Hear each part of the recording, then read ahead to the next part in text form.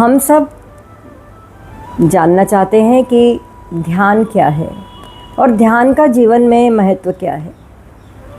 आज सारी दुनिया हेल्थ के बारे में तो बहुत कुछ जान गई है, सबकॉन्शियस माइंड के बारे में भी हम जानते हैं, गट हेल्थ के बारे में भी आज हमारी जानकारी बहुत है और वो बहुत आवश्यक है। अगर हमारे पास में हेल्थ नहीं है तो फिर हम किसी भी कार्य को कर नहीं सकते। ना हमारा भजन में मन होगा, ना हमारे पास में वर्क क्वालिटी होगी, ना हमारा कंसंट्रेशन होगा, ना हमारे पास में हैप्पीनेस होगी। और जो हमारे पास वेल्थ है वह भी केवल दवाइयों में, टेस्ट वगैरह में चला जाएगा और बहुत कुछ जीवन का एक हिस्सा हमारा उसी रोग में लग जाता है, डिसीज़ में लग जाता है और इसका प्रभाव हम तक ही नहीं रहता, सारे फैमिली मेम्बर्स भी इसमें त्रस्त हो जाते हैं, वो भी सब डिस्टर्ब हो जाती है सबकी लाइफ। तो अपनी काया को निरोगी रखना बहुत ज़रूरी है और काया को निरोगी रखना और मन को स्वस्थ रखना उससे भी ज़्यादा ज़रूरी है। हमारे पास में शारीरिक, मानसिक और भावनात्मक तीनों प्रकार की हेल्थ होनी ही चाहिए, फिज़िकल, मेंटल एंड इमोशनल। आज हम एनएलपी की बात करते हैं। एनएलपी जो साइंटिस्ट लोगों ने रिसर्च वर्क करके हमें जो साइकोलॉजिकली टेक्निक्स दी हैं सबकॉन्शियस माइंड को ट्रेन करने के लिए, रीप्रोग्राम के लिए, वो हमारे लिए एक वरदान की तरह है, एक आशीर्वाद है हमारा। क्योंकि आज हम देखते हैं कलयुग में चारों ओर फ्रस्ट्रेशन, डिप्रेशन और बहुत सारे तनाव ही तनाव हैं। यह इसलिए है कि आज हम केवल बॉडी कॉन्शियसनेस में जीते हैं। ध्यान वो सीढ़ी है, मेडिटेशन है, जिसके द्वारा हम अपने लक्ष्य को प्राप्त कर सकते हैं। सबसे पहले हमें ये भी जानना है कि जो शरीर है, शरीर से आत्मा तक की यात्रा हम इसी जीवन में कर सकते हैं।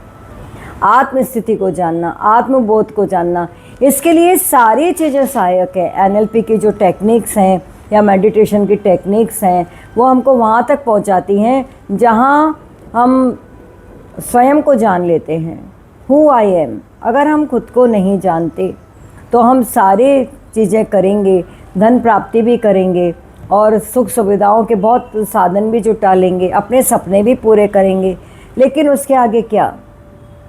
फिर कुछ रह जाता है ऐसा जिसको हमें जानना है और इसी के लिए हमें परमात्मा ने ये दुर्लभ मानुष तन दिया है। इसी के लिए भगवान कृष्ण ने गीता का उपदेश दिया है। हमारे पास उपनिषद हैं, हमारे पास शास्त्र हैं। हाँ, हमें तीनों फैक्टर्स पे काम करना है, शारीरिक, मानसिक और भावनात्मक, फिज़िकल, मेंटल एंड इमोशनल। अगर हम केवल फिज़िक की बात करते हैं तो वो आधी अधूरी है, अगर हम केवल मेंटल स्टेट की बात करते हैं तो वो भी आधी अधूरी है।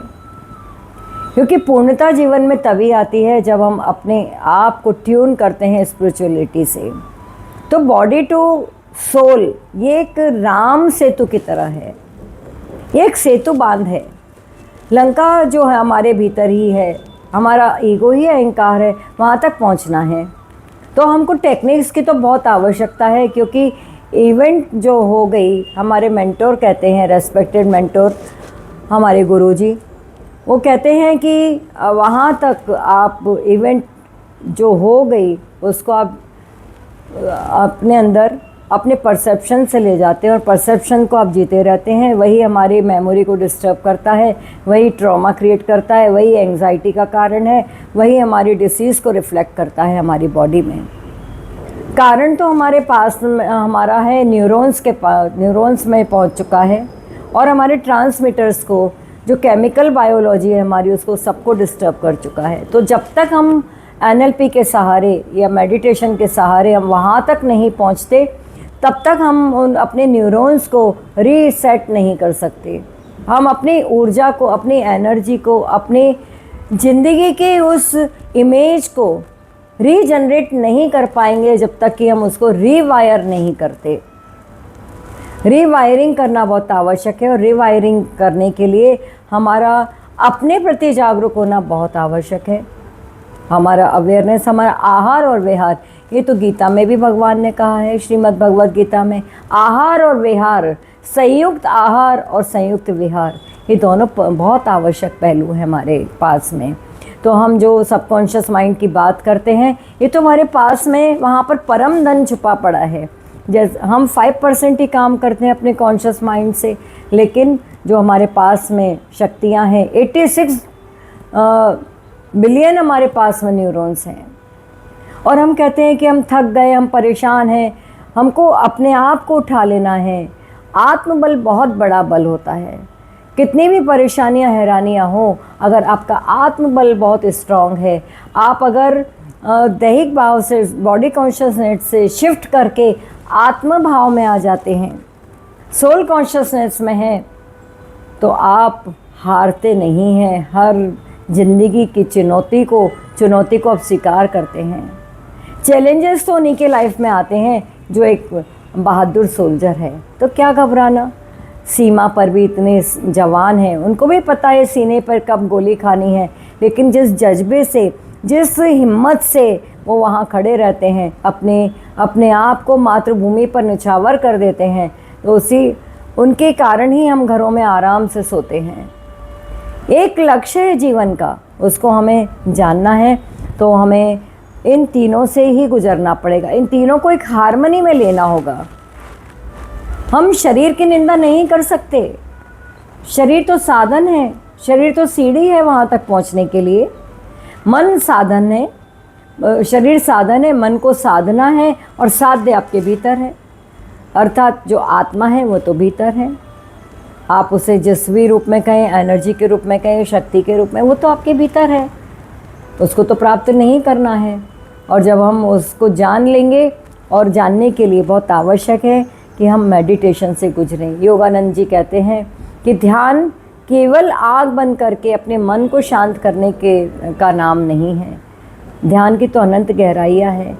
ध्यान आपको आत्मा तक आपको ले जाता है, आपकी अनंत गहराई है। वहाँ तक पहुँचने के लिए ध्यान हो हमारा, इसके लिए हमें यह सब जानना बहुत ज़रूरी है कि हमारी मनोदशा क्या है। पहले मनोस्थिति पर काम करना है। मन ही हमारा शत्रु है, मन ही हमारा मित्र है। तो एनएलपी की टेक्निक्स को आप ज़रूर करिए, लेकिन क्यों करिए?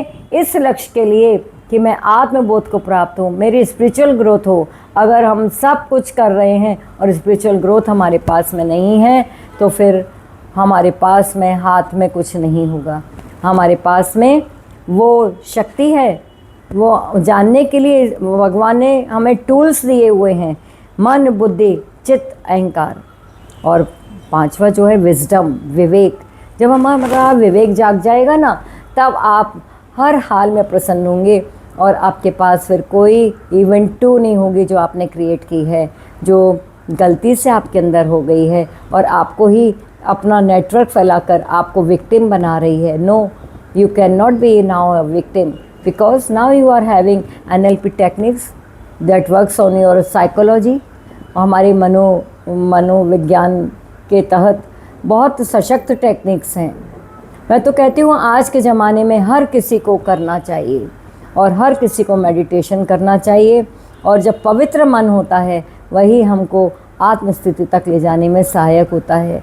जैसे दर्पण पर से धूल हट जाए ना, तो हमें अपना चेहरा बड़ा क्लीन दिखाई देने लगेगा, स्पष्ट दिखाई देगा। मन की झील में, भक्ति की झील में कहीं काई ना जमने पाए। आइए हम इसको निरंतर नित साफ करें, नित ध्यान करें, नित हम अपने भीतर जितनी भी एंग्जाइटीज़ पड़ी हैं, ट्रॉमास पड़े हैं, इनको हम हैंडल करें। तो हम सब कॉन्शियस माइंड की उस ताकत से जुड़ जाएंगे जो सुपर नेचुरल पावर है, जो यूनिवर्सल पावर है, जो ब्रह्मांड अबंडेंस से भरा हुआ है। वो आपको देने के लिए तैयार है, अगर आप राजी हैं, अगर आप पात्र हैं, अगर आप ठीक ढंग से उसको हैंडल कर सकते हैं, तभी तो माँ प्रकृति आपको देगी ना। प्रकृति और पुरुष और प्रकृति आखिर में अद्वैत में एक ही हैं। सांख्य में हम कहते हैं ऑब्जर्वर है, तो वह क्रिएट होता है मैटर, लेकिन ये सब एनर्जी आखिर एक ही एनर्जी है। चाहे हम न्यूरॉन्स कहें, सेल कहें, एटम्स कहें या मैटर कहें, आखिर है तो एनर्जी। कहाँ से क्रिएशन हो रहा है, कैसे हो रहा है, आप इसको ऑब्ज़र्व करिए। अगर आप सच में ही सुपर इंटेलिजेंट होना चाहते हैं, इंटेलिजेंट वही है जिसने स्वयं को जान लिया। बाकी तो हमारी सब इन्वेंशंस हैं, ठीक है, हमारे मानव जाति के उद्धार के लिए हैं और विकास के लिए हैं, लेकिन हम इसी के लिए तो नहीं आए हैं।